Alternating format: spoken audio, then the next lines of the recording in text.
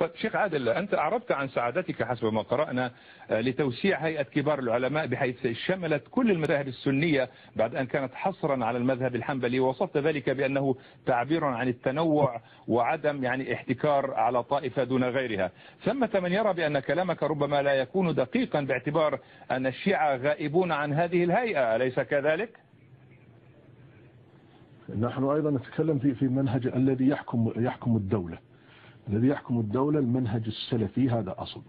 والشيعة وإن كانوا موجودين في المملكة إلا أنهم قلة، ولا ينبغي أن يكون لهم أثر في يعني مثل أقليات في أي بلد آخر، وإن كانوا مواطنين لكنهم يعتبرون قلة. ولكن شيخ عادل، الأقليات في البلدان الأخرى هي ممثلة يعني بقدر حجمها على الأقل، وليست مغيبة تماما، يعني كأنك تقول يجب أن يغيبوا، هذا ما تقوله؟ لا هيئة كبار العلماء ليست حكما حتى يقال إنها مغيبة عنه. هيئة كبار العلماء تصدر أحكاما خاصة بالشريعة وما يناسب ذلك من أمور إذا احتاج لها ولي الأمر. ولكن الشيعة مسلمون، أليس كذلك شيخ عادل؟ الشيعة مسلمون لكن مذهبهم مخالف تماما لمذهب أهل السنة، بل هو يمكن يكون على النقيض تماما. يعني إذا هل تقول ما هو مرجعهم إذا في هذه الحالة؟ يعني هيئة كبار العلماء تعتبرها أنت ليست مرجعا لهم إذن؟ لا، هم لا يعترفون بها أصلا، هم لا يرون قراراتها، هذا بالنسبة لهم. هم عندهم مرجعياتهم في المنطقة الشرقية يرجعون إليه، وعندهم محاكمهم خاصة بهم أيضا. وكأنك شيخ عادل، وكأن هذا ما تقوله، وكأن هذا يؤكد الفصل والتمييز بطريقة أو بأخرى، أليس كذلك؟ يعني لهم ولهم ونحن لنا، يعني أين الوحدة يعني التي تتكلم عنها؟ الوحدة أنه هو يعامل كمواطن في الوظائف وغير الوظائف، هذا لا يفرق بينهم. هذه نقطة ثانية شيخ عادل، هم في الواقع يشتكون من التمييز وانتهاك حقوقهم وعدم معاملتهم كمواطنين، هذا ما يقول له البعض منهم. هل من شأنك أن تدرج شكاواهم هذه ضمن ما اعتبرته أنت تمييز أو طبقية إن أحببت في السعودية؟ والله ما أعتقد. يمكنك لو نظرت إلى الأخبار في أسبوعين الماضيين، خادم الحرمين استقبل كبار رجالهم وجلسوا بجانبه وسمع منهم، وأطلق لهم أيضا الموقوفين من مذهبهم في مسألة المدينة في حادث البقيع، واستجاب لهم. وأعتقد أنهم يعني يستطيعون أن يصلوا إلى قمة الهرم بسهولة ويسر، ويوصلون إليه ما يشتكون. ولكن هل هذا النائب الثاني أيضا. طيب شيخ عادل، هل هذا حسن أوضاعهم؟ استقبلهم أيضا. طيب هل هذا حسن أوضاعهم؟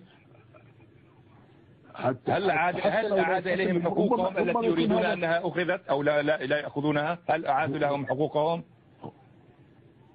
إذا قلنا أن حقوقهم قد سلبت، هذا يمكن. ليس سلبت، قلت التي يقولون بأنها أخذت منهم أو لا تعطى لهم، لم أقل سلبت.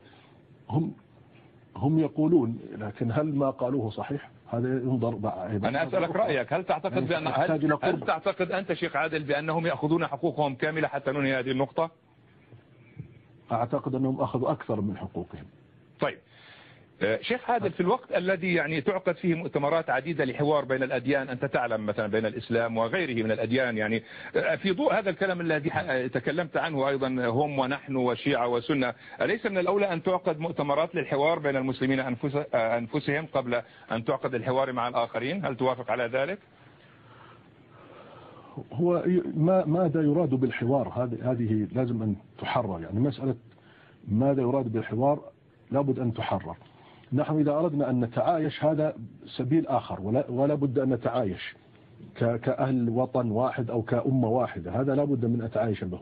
لكن وأن أيضا أن أضمن له أن لا أضايقه في معتقده، وأن لا أجبره على التخلي عنه، وأن أسمح له بأداء شعائره، هذا بحث آخر أيضا. لكن أن يطلب مني مثلا أن أكون على خلاف ما أنا عليه، هذا هو مشكلة أيضا. هو يطلب أكثر من حقه. يعني هو بالتالي يعاملني بالحوار الذي يطالب به. طب مرة أخرى يعني شيخ عادل، يعني أكثر من حقه، من يقرر؟ أنت تقرر أنه أخذ أكثر من حقه؟ لا هو الآن ماذا يريد بالحوار؟ إذا سألته ماذا يريد من الحوار، إذا يريد أن يجعلني مثلا، إذا كنا نتكلم عن سنة وشيعة، إذا يريد أن يجعلني سنة يجعلني شيعي فهذا مستحيل. وإذا أردت أن أجعله سنيا هل يقبل؟ إذا لابد أن يكون الحوار على المذهب الذي أنا عليه وهو طيب. على المذهب الذي هو عليه. طيب شيخ عادل، ما دمنا يعني في هذا الموضوع، أنا قلت بأنها آخر نقطة، ولكن يظهر بأنك حتى دفعتني أثير نقطة أخرى. هل أنت مع من يكفرون الشيعة؟ هذه آخر نقطة في هذا الموضوع. عامتهم يمكن يكون فيها نظر، أما اللي هم علمائهم أنا بالنسبة لي أرى كفرهم بدون تمييز.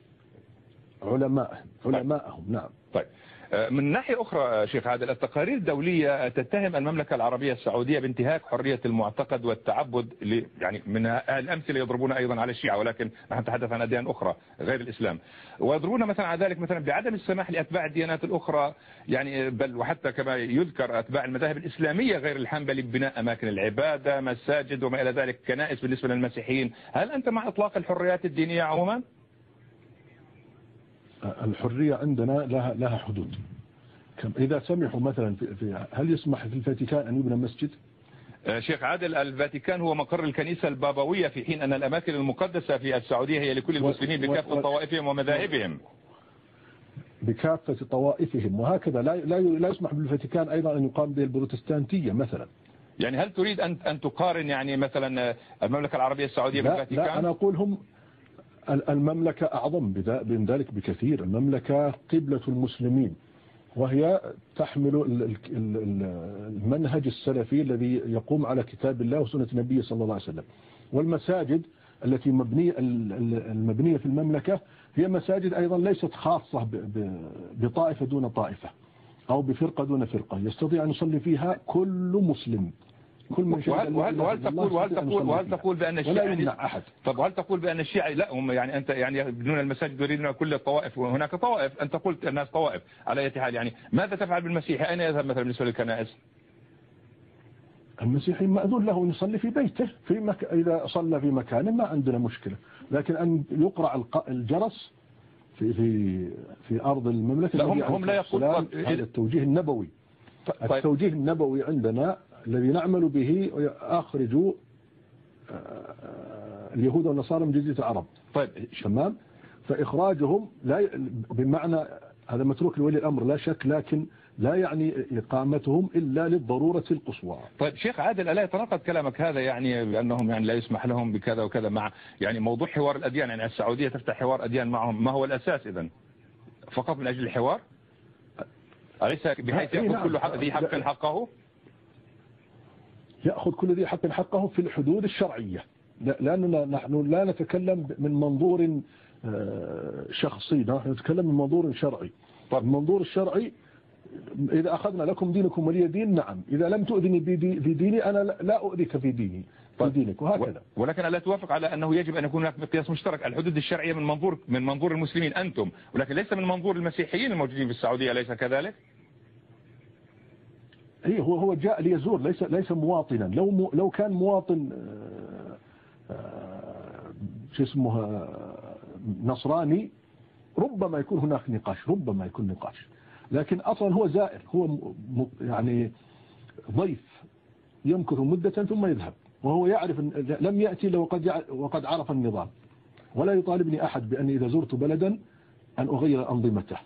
ليس يغير أنظمته، ولكن ألا توافق على أنك إذا زرت بلدا مثلا تتمنى أنت كمسلم أن يكون هناك مسجدا تصلي فيه بغض النظر كنت مواطنا أم لا، أليس كذلك؟ أتمنى، لكن أتمنى لا شك، لكن الحمد لله أننا عندنا بمنظور النبي عليه الصلاة والسلام جعلت لي الأرض مسجدا وطهورا. طيب يستطيع المسلم أن يصلي في أي مكان. طيب شيخ عادل، تقرير الحريات الدينية الصادر عن وزارة الخارجية الأمريكية يأخذ على المؤسسة الدينية السعودية الرسمية، لاحظ أنا أستخدم عبارات دقيقة، أنها تنشر المواد التي تسبب التعصب والأفكار والأيديولوجيات المتطرفة داخل السعودية. هل توافق على ذلك؟ لا، هذا لا شك في انحيازه. طيب في سياق حديثك عن المناهج التي خرجتني وخرجت الأئمة وخرجت العلماء الآن الموجودين الذين يحاربون الإرهاب بكل أشكاله وأنواعه. طيب